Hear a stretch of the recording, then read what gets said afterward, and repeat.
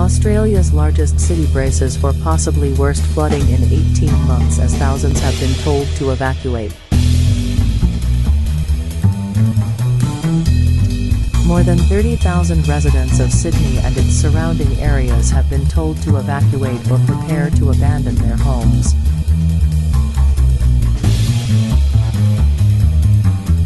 The latest information we have is that there's a very good chance that the flooding will be worse than any of the other 3 floods that those areas had in the last 18 months.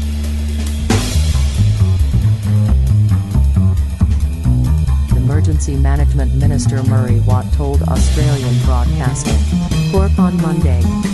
The current flooding might affect areas that managed to stay dry during the previous floods, Watt added.